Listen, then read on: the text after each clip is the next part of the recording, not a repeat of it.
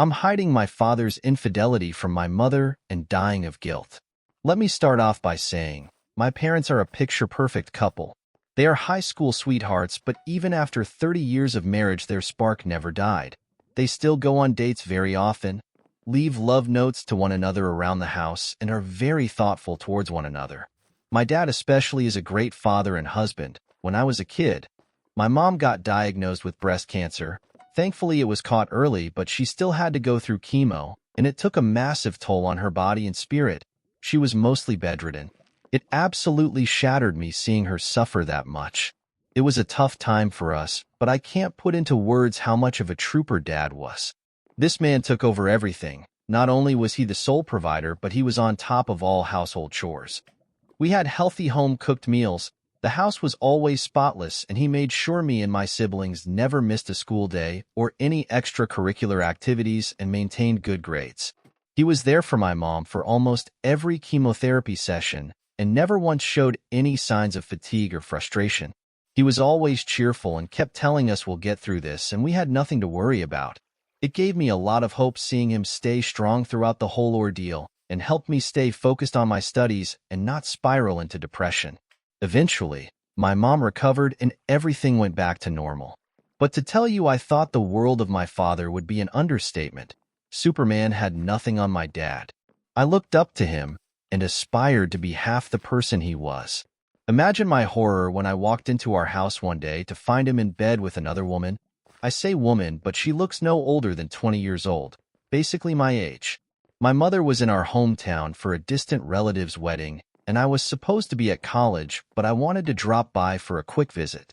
I don't think I've ever yelled at anyone the way I did that day. I kicked her out and chastised him for hours after she left.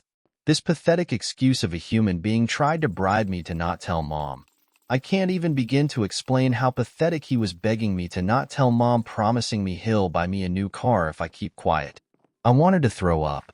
It was a far cry from the father I knew, loved, and respected. It's been 2 weeks since this incident. I went back to my dorm, and my father has been spamming me with calls and messages ever since. He would range from begging me not to destroy our family to threats of cutting me off the will if I tell Mom. I've been wanting to tell her, but I couldn't bring myself to do it. The aftermath of this will be brutal.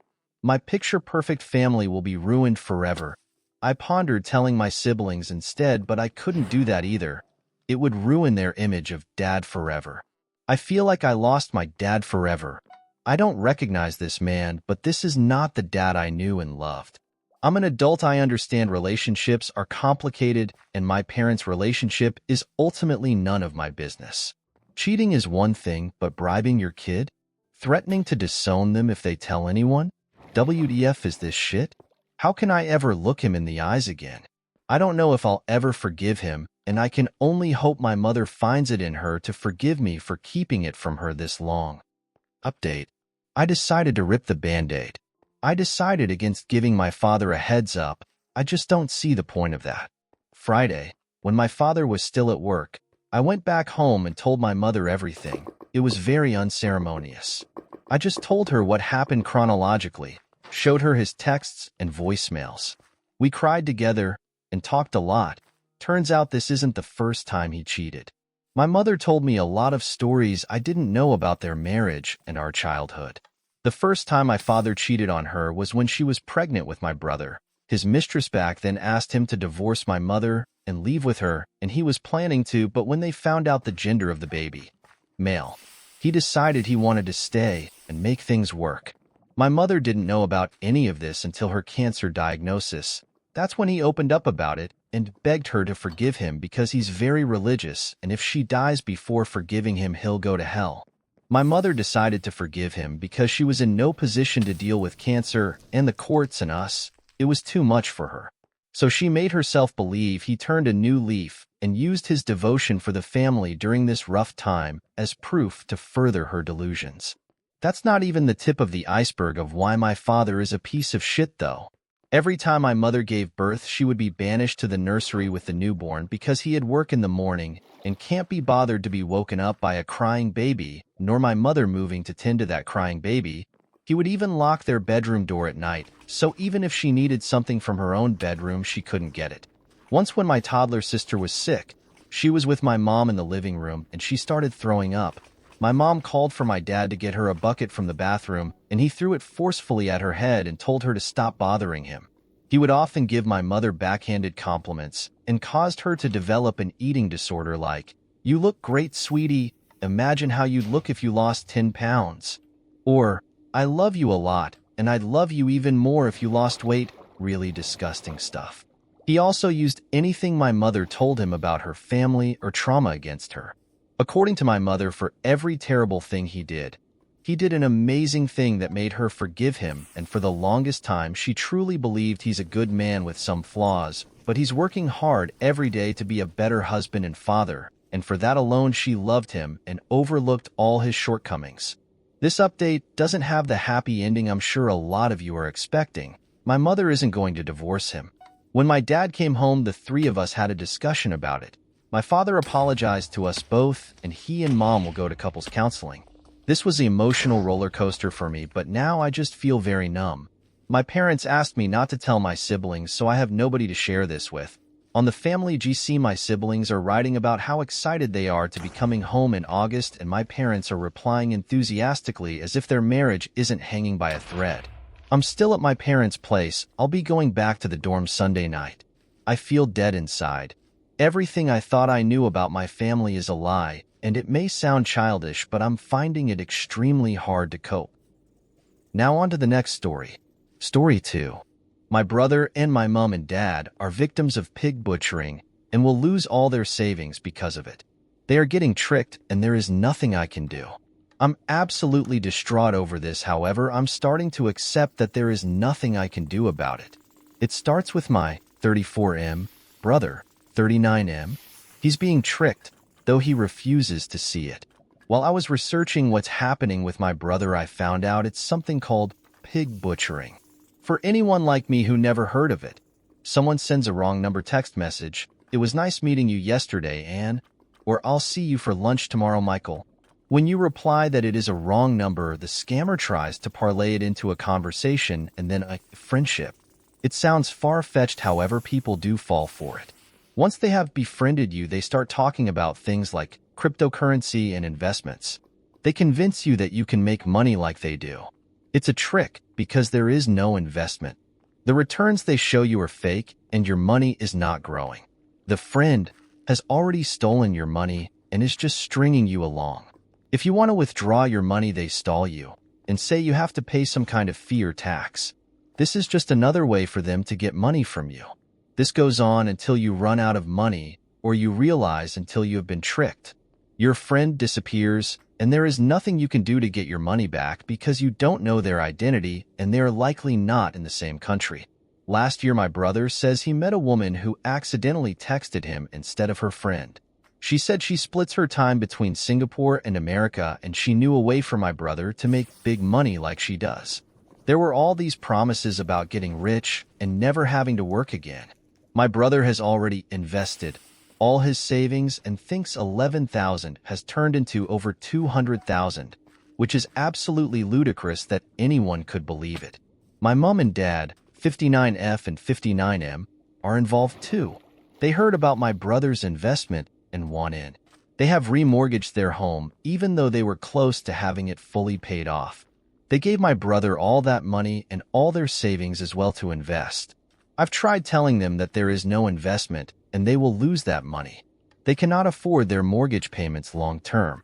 My parents believe they are in for a big payday. My mom is a dental hygienist. My dad and my brother are engineers. All three of them are university educated, so I don't understand how they believe this. I've had to tell them that I cannot and will not help them, financially or otherwise, when they realize they have lost everything. I've tried showing them examples of this happening to others. I've tried having a solicitor or an accountant speak to them, but they refuse to listen. I can afford to look after myself, but I can't afford to look after them as well. They are trying to convince me to invest and are upset that I'm missing out. I've warned them and set a clear boundary, however, they still believe they will get rich. Now on to the next story. Story 3. This weekend I'm going to break up with my GF because my daughter hates her. My late wife passed away 5 years ago. She and I had a beautiful daughter, 16F. named Elia. She took my wife's passing very deeply. She suffered from survivor's guilt for a long, long time. They had a car crash, and Elia and her were fighting about nothing when it happened. While my daughter wasn't left unscratched, she blamed herself horridly for years. She began acting out, though, nothing truly concerning like drugs or stuff like that, and withdrew hardly from me. She found comfort in my sister, and it was horrible watching my baby live her life in the arms of someone else. Even then, I waited patiently for her. After she made a big change, almost 2 years after the accident, we took therapy for a while, but she ended up not liking it and again withdrew from me. It was devastating, having my hopes up and then crashing again. But I understood. My baby needed time, and I also needed time. I was severely depressed for a while, and when my daughter withdrew the second time, I chose to attend a grief therapy group where I met my now GF, Anna. It was hard for me to get back into the dating game, mostly because I was still very much in love with my wife and grieving her loss, as well as everything that happened with my daughter. But Anna was a joy, and she made me laugh again.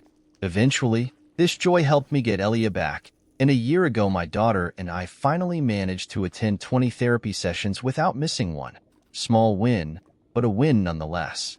My mistake was never once addressing Anna's situation with Elia, and while Anna knew about everything about my daughter and my life, my daughter was kept in the dark. A few months ago, I told my daughter very casually that I was seeing someone. She didn't like it. I should have known it. But in my bliss, I was blinded by the love I felt for both of them. A month after that, they met during dinner, and while Elia was nothing but polite, that was all. Polite. She wasn't as talkative as she was, as playful or shooting jokes, and I knew it was personal. She had met my sister's new boyfriend weeks before Anna, and she was all those things. With us, she was just there. Then, I made another mistake. I told Elia how Anna gave me strength to live again and give it all to our rebonding, while asking her to give her an opportunity.